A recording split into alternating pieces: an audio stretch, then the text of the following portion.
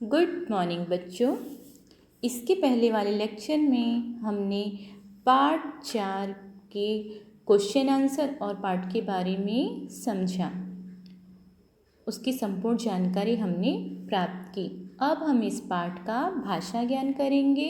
तो भाषा ज्ञान में सबसे पहला क्वेश्चन हमारा है बहुवचन बनाइए। बेटा वचन दो प्रकार के होते हैं, एक होता है एक वचन और दूसरा होता है बहुवचन। एक वचन वह होता है जिससे एक ही व्यक्ति या एक ही वस्तु का बोध हो, ऐसे शब्दों को एक वचन कहा जाता है। और बहुवचन दो या दो से अधिक व्यक्ति या दो से अधिक वस्तुओं का बोध कराए, ऐसे शब्दों को हम बहुवचन कहते हैं। ओके, तो यहाँ पे देखिए एक वचन दिया हुआ है। नंबर 1 हमारा चेहरा। चेहरा एक वचन है, उससे एक ही चेहरे का बोध होता है, उसका बहुवचन आएगा चेहरे, मतलब एक से ज़्यादा चेहरे। ओके। सेकंड है कपड़ा। कपड़े का बहुवचन कपड़े। पोशाक, पोशाक का बहुवचन पोशाकें। मुश्किल, मुश्किल का बहुवचन आएगा मुश्किलें। शीशी, शीशी का बहुवचन आएगा शीशियाँ। बेड़ी, बेड़ी का बहुवचन आएगा बेड़ियाँ। कोठरी, कोठरी का कोठरियाँ। छुट्टी, छुट्टी का आएगा छुट्टियाँ। ओके। अब है हमारा नेक्स्ट क्वेश्चन, क्वेश्चन नंबर 2। नीचे लिखे शब्दों में एक प्रत्यय जोड़कर शब्द लिखिए। तो बेटा एक प्रत्यय क्या होता है वो मैंने पहले भी आपको समझाया है। तो प्रत्यय मीन्स वो शब्द जो शब्दांश के अंत में लगकर नए शब्द बनाते हैं, उन्हें प्रत्यय कहा जाता है। तो यहाँ हमको क्या करना है, हमारा जो शब्द है उसके अंत में हमें एक प्रत्यय लगाना है। तो पहला दिया हुआ हमारा स्वभाव। स्वभाव में अगर हम एक प्रत्यय लगाएंगे तो वह हो जाएगा स्वाभाविक। हम जब उच्चारण करेंगे तो एक हमें वो साउंड होगा, सुनाई पड़ेगा। उसी प्रकार से अनुष्ठान, अनुष्ठान का हो जाएगा अनुष्ठानिक। प्रकृति, प्रकृति का हो जाएगा प्राकृतिक। संस्कृति, संस्कृति का सांस्कृतिक। परलोक, परलोक का पारलौकिक। लास्ट है हमारा सप्ताह, सप्ताह का आएगा साप्ताहिक।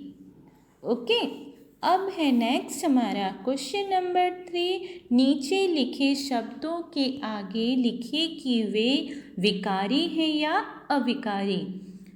तो बच्चों अब विकारी या अविकारी शब्द क्या होता है उसके बारे में हमें जानना पड़ेगा। तो बेटा विकारी शब्द ऐसे शब्द होते हैं जिन शब्दों में लिंग, वचन, कारक, काल आदि के कारण परिवर्तन आ जाए, ऐसे शब्दों को विकारी शब्द कहा जाता है। मीन्स जब हम किसी शब्द के अंत में उसका लिंग चेंज करेंगे या वचन या कारक, काल आदि जो भी हम चेंज करेंगे, वो संज्ञा हो, सर्वनाम हो, विशेषण हो या क्रिया हो, किसी में भी, तो वो अगर चेंज हो रहा है तो ऐसे शब्द विकारी कहलाएंगे। दूसरा है हमारा अविकारी। अविकारी मीन्स ऐसे शब्द जो कभी भी चेंज ना हो, जैसे कि जिन शब्दों में हम लिंग, वचन, कारक, काल आदि के कारण कोई भी चीज़ हम यूज़ करें, भले संज्ञा, सर्वनाम या विशेषण में, ऐसे शब्दों में कभी भी कोई भी चेंज नहीं होता है, परिवर्तन नहीं आता है, ऐसे शब्दों को अविकारी शब्द कहा जाता है। फॉर एग्जाम्पल देखिए हमारे यहाँ पे जैसे दिया हुआ है नंबर 1। ओके। ईमानदार, ईमानदार को अगर हम इसका लिंग चेंज करेंगे तो ये हो जाएगा ईमानदारी। तो हुआ ना चेंज ये, तो यहाँ पे क्या हो जाएगा, ये विकारी, आपकी बुक में भी दिया हुआ है। फिर नेक्स्ट हमारा और में अगर हम ये शब्द को कहीं भी रखेंगे इससे कोई फर्क नहीं पड़ेगा हमारे वाक्यों में, इसीलिए ये शब्द हुआ अविकारी। अब है देखिए नेक्स्ट है रोटी। रोटी को अगर हम बहुवचन करते हैं तो हो जाता है रोटियाँ, तो ये चेंज हो गया, इसलिए ये विकारी। इसी प्रकार से आता है नेक्स्ट हमारा है खा रहा है। यहाँ पे अगर हम इसका लिंग चेंज करेंगे तो ऐसा होगा कि खा रही है, पुरुष पुल्लिंग का स्त्रीलिंग हो जाएगा। ओके, तो चेंज हो गया, इसलिए ये विकारी शब्द कहलाएगा। नेक्स्ट है तथा। तथा को हम किसी भी शब्द में रखें, स्त्रीलिंग पुल्लिंग कहीं भी रखें, वचन कुछ चेंज होगा ही नहीं, कुछ भी नहीं होगा इसमें, इसलिए अविकारी हुआ। नेक्स्ट है गाड़ी। अब गाड़ी का अगर हम बहुवचन करेंगे तो हो जाएगा गाड़ियाँ, हो गया चेंज, इसलिए ये विकारी शब्द हुआ। नेक्स्ट है धीरे धीरे। धीरे धीरे को हम चेंज नहीं कर सकते हैं, इसलिए ये हो गया अविकारी शब्द। नेक्स्ट इसी तरह से हमारा आएगा हम वो चेंज होगा, हम, हमें, हम सभी, इस तरह से हम अगर उसको चेंज करेंगे वो हो जाएगा विकारी। ओके, वो चेंज हो सकता है, आए समझ में। नेक्स्ट हमारा क्वेश्चन है क्वेश्चन नंबर 4। क्वेश्चन नंबर 4 में दिया गया है कि नीचे लिखे वाक्यों को शुद्ध कीजिए। जो हमारे वाक्य दिए हुए हैं उन्हें हमें शुद्ध करके लिखना है। क वाला दिया गया है कि मैंने तुमका यह बात कही। अब ये तो हमको सुनने से ही पता चलता है कि ज़रूर इसमें कुछ गड़बड़ है, ये शब्द ऐसे नहीं बन सकता है, ये शुद्ध वाक्य नहीं है।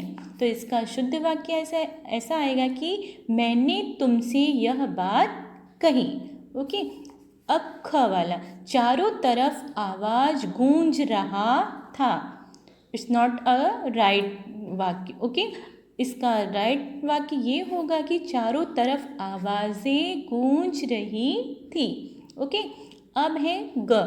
जज के आते ही सन्नाटा छा गई। इसका शुद्ध वाक्य है जज के आते ही सन्नाटा छा गया। नेक्स्ट हमारा रास्ते में हम एक गाड़ी देखा। इसका शुद्ध वाक्य है रास्ते में हमने एक गाड़ी देखी।